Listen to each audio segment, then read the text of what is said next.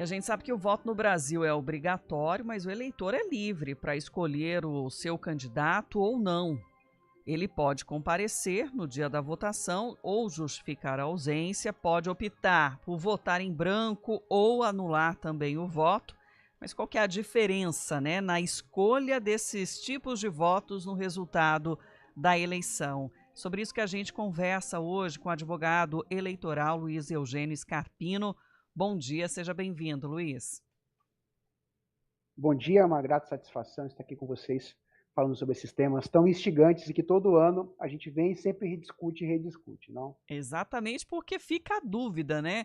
Na hora de votar ali em branco, em anular o voto, né? Como é que fica essa contagem depois? Bom, para todos os efeitos práticos, o voto branco e nulo, eles têm, podem ter o mesmo significado, o significado pode ser diferente. O branco, como você não tem uma opção, o nulo, você não aceita as opções, mas aí seria mais como uma expressão de que de rejeitar ou de não aceitar as indicações trazidas, mas ele, para efeitos práticos, tem o mesmo efeito da abstenção, que é não comparecer. Então, por exemplo, o voto branco e nulo, ele é excluído do coeficiente eleitoral para fins para contar, então, quantos votos válidos nós vamos ter durante as eleições. Durante algum tempo se tinha uma dúvida que o voto branco entrava para entrar no. Ele compunha o cálculo do voto válido. Hoje em dia, então, se o eleitor votar branco e nulo, é mesmo não vai entrar para o cômputo dos votos válidos e assim não vai fazer diferença. A diferença da abstenção é que se o eleitor não comparecer às urnas e não votar, ele vai precisar justificar. Uhum. Então, como o voto é obrigatório, o eleitor não querendo escolher alguma das opções, ele vota branco ou vota nulo, mas esse voto não vai interferir, não vai ajudar a eleger ninguém, como tem às vezes essa fake news, ou, por exemplo, se eu votar mais de 50% das pessoas votarem em um candidato, não votarem no candidato, ou vão acontecer novas eleições. Isso também é mentira, né?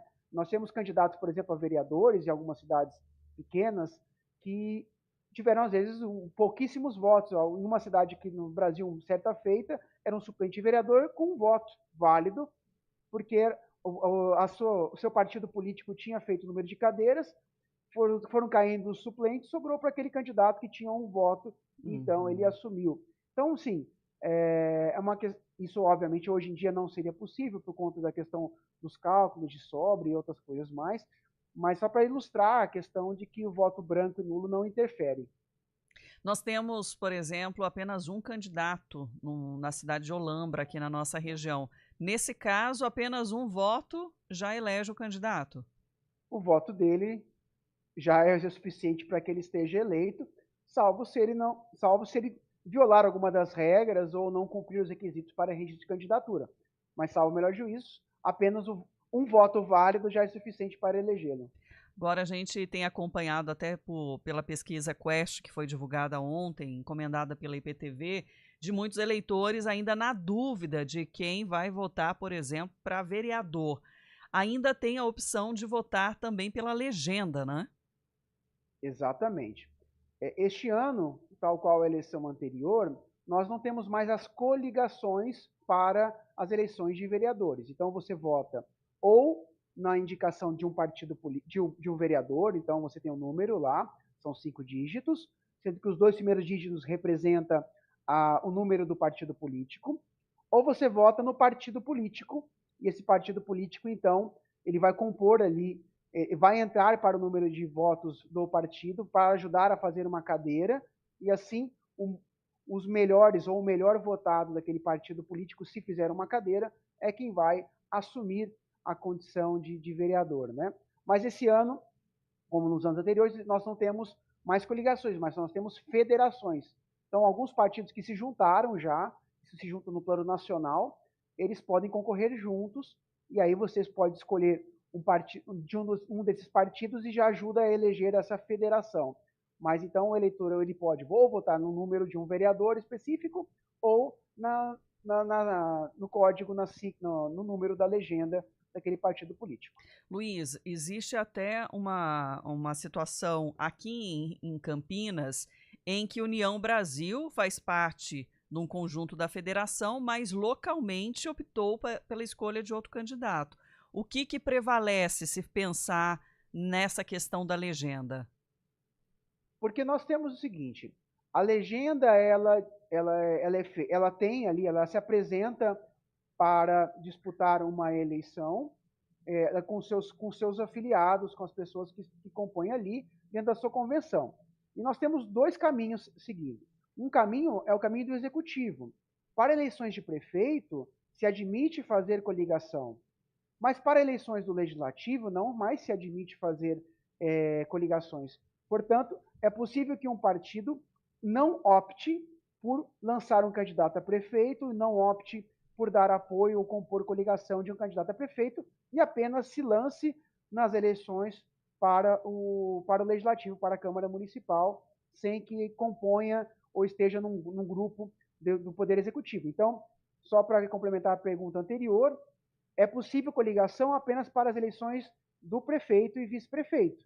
Para vereador, não pode mais ter coligação. Então, é possível que um partido participe das eleições de prefeito e não participe da de parlamento, ou vice-versa, participe da de parlamento, mas não participe das eleições de prefeito. Uhum. Existem alguns processos também que estão ainda sendo analisados pela Justiça Eleitoral, né? Muito relacionado a pedir o indeferimento da candidatura, né? E aí a Justiça pode negar, enfim, ou indeferir. Nesse caso, né, o candidato ele pode concorrer normalmente, pedir os votos, vai ter o nome dele lá na urna, ele pode receber esses votos? Bom, nós tínhamos até 20 dias antes das eleições para que tivéssemos as trocas de candidatos. Então, às vezes um candidato ele renunciou e o partido escolhe um outro candidato, ele teve um registro indeferido e o partido indica um outro candidato. Depois desse período, fecham-se as urnas, fecham-se os números e vai tudo para a urna daqueles que apresentaram registro de candidatura. Então, é possível que alguns candidatos que tenham seu registro indeferido possam continuar disputando as eleições, porém, para receber o diploma, caso seja eleito, depende de que ele consiga resolver a sua situação na Justiça Eleitoral. Então, é possível que, às vezes, você tenha um registro indeferido na primeira instância e consiga, recorrendo no Tribunal Regional Eleitoral, obter o registro da candidatura em recurso. Mas pode ser que não. E se não acontece, se o registro for mantido, se o indeferimento for mantido pelo Tribunal Regional Eleitoral e confirmado pelo TSE, dependendo do caso, se o eleitor vota num candidato com um registro indeferido e o registro não é revertido pela Justiça, aquele voto tem o mesmo efeito prático de nulo. Então é como se você tivesse votado em alguém que não existia durante as eleições. Uhum. No entanto, aquele candidato que a gente chama de subjúdice, ou seja, que está em discussão na Justiça do seu requisito de candidatura, pode constar nas eleições, ele vai constar o seu nome de urna, mas o eleitor precisa estar atento de que um candidato subjúdice pode ser que o seu voto, mesmo que a ele destinado, em algum momento possa ser, não vou dizer desperdiçado, mas ele vai ser nulificado porque aquele candidato não tinha as condições para ser eleito. E às vezes acontece esse vira-vira no jogo, porque depois o candidato que está com registro indeferido, se ele é eleito, ele não aparece na primeira lista e depois, às vezes, sai um recálculo de voto, de coeficiente eleitoral, enfim, de distribuição de cadeiras. Sim. Mas é importante aqui, ele vai estar na urna, o eleitor vai votar, mas por sua conta e risco. E aí tem o risco daqueles que também estão desistindo da candidatura, de já estarem com os nomes, então, na urna, a pessoa, o eleitor que não for tão atento, né, não acompanhar realmente o processo eleitoral, de perder esse voto. Exato, se o candidato pode renunciar a qualquer momento, só que já tem um momento de fechar a lista dos candidatos que vão para a urna eletrônica. Então, se o candidato ele renuncia entre o período do fechamento das urnas e até a data das eleições, o eleitor não vai ficar sabendo, e assim, então, nós teríamos uma dificuldade porque o número dele vai aparecer, mas no final das contas o voto vai ser nulo. Antigamente, Sandra, nós tínhamos aqueles candidatos que substituíam depois que a urna virava. Fechava a urna e entrava alguém, às vezes, na véspera das eleições. Esse expediente ele foi bloqueado, porque ou você é candidato ou você não é candidato. Não dá para ter substituição, porque às vezes uma pessoa concorria com o nome do outro, com a carinha da outra pessoa. Às vezes um candidato que sabe que é ficha suja, que não preenche os requisitos, colocava o seu nome na urna, ia ser indeferido, fechava a urna e depois ele substituía até a véspera das eleições. Esse expediente não mais vai ser permitido.